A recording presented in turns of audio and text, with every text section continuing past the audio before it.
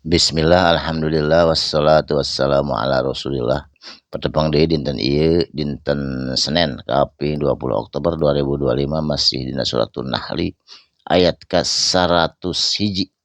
A'udzubillahi minasyaitonir rajim. Bismillahirrahmanirrahim. Wa idza jeung di mana-mana baddalna digantikeun ku kami saur Allah ayatan ku hiji ayat makanan kana tempat ayatin ayat nu sejena. Jadi dina ayat nu sanes nerangkeun manan syahmin ayatin aunun siha. Janten di waktu sarita mah mesih dirobah-robih tentang pasna tempat ayat supados langkung dimengerti ku jami-jami anu macana. Wallahu jeung ari itu Gusti Allah a'lamu maha uninga Allah kana eta pergantian. Bima yunazzilu tiada naon perkara yunazzilu anu diturunkeun ku anjeunna. Qalu itu jama-jama kafir waktu sarita nyarios kieu. Innama anta sanyana ari anjeun Muhammad muftari eta anu jijieunaan ieu mah Quran mah buatan maneh cenah ngarang. Padahal dijelaskeun ku Quran keneh bal aksaruhum tatapina itu jama-jama kabeh anu teu percaya kana Quran la ya'lamuna henteu apa kana naon eusina. Pamentos baca sak ayat weh tangtosna lebet Islam seperti Sayyidina Umar. Saterasna kul bajakeun ku anjeun Muhammad saur Allah nazzaluhu diturunkeunana itu Quran Ruhul Qudusi ngalangkungan Ruhul Kudus. Naon ari Ruhul Kudus teh? Malaikat Jibril.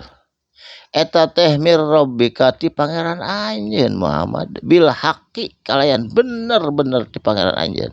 Bil haqqi yakin eta teh hak ti Allah Subhanahu wa taala. Liyusabbita pikeun ngukuhkeun atau memperkuat hate jama-jama anu Islam. Alladzina jalma-jalma amanu anu iman.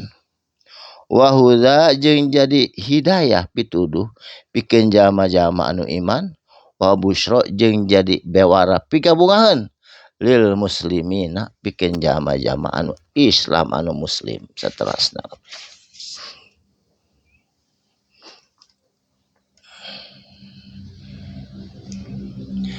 Walaqad jeung sanyana na'lamu Allah maha uningnya annahum kana yen sanyana yaquluna maranehanana anu nyarios innama nyariosna teh kieu cenah teh waktu sarita teh innama yu'allimuhu sanyana kami sadayana kana perkara eta yu'allimuhu geus apa lamun teh mah rek ngajarkeun Allah cenah ka Kangjeng Nabi.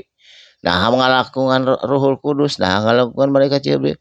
Busyaruna kajelema we langsung cenah itu. Lisanu kana eta bahasa alladzi anu yulhiduna dituduhkeun. Saha anu dituduhkeun waktu sarita Balang urang Persia anu sok sering ka Kanjeng Rasul. Cenah eta Quran teh menang si Balang sabab eta mah cenah urang Persia. Ilaihi kana eta Quran dijawab ku Allah langsung al ajamiyun eta mah si Bal'am mah urang luar urang ajamiyun sanes Arab sedengkeun ieu Quran mah wahadal lisanan Arabian jeung ieu Quran teh ku bahasa Arab mubinun anu nyata. Jadi mustahil urang Persia bisa nulis tulisan Arab. Si Balang teh waktu sarita.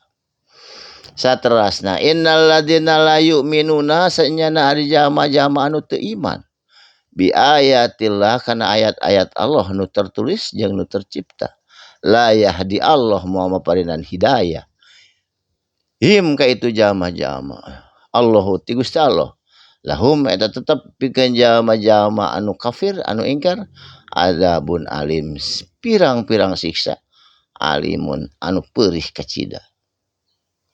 Innama ari sanyana yaftari anu jijieunnan mah justru al-kadziba jalma-jalma nu ngabohongkeun kana agama kafirin tapi ka ayeuna alladzina la yu'minuna jeung jalma-jalma anu teu iman biayatillah ka Gusti ka ayat-ayat Allah anu tertulis atanapi anu tercipta. Ulaika ari itu jalma-jalma kafir, jalma-jalma anu ingkar teu percaya kana Quran, humul kadzibuna eta teh kalebet jalma-jalma anu mendustakan agama. Jadi deui ka ayeuna ge seueur jalma nu ngarekayasa Quran, hayang ngaruksa Quran, hayang masukkeun Quran. Tapi da moal tiasa Allah janji eta Quran ku Allah dijaga. Insyaallah sakalimah dua kalimah mugi aya manfaatna insyaallah patepang di dinten enjing dina ayat nu salajengna. Barakallahu li wa sadaqallahul azim. Wassalamualaikum warahmatullahi wabarakatuh. Suarana masih keneh kieu nya mareuh mugi sing engal damang nadapi doa teh sadayana. Amin.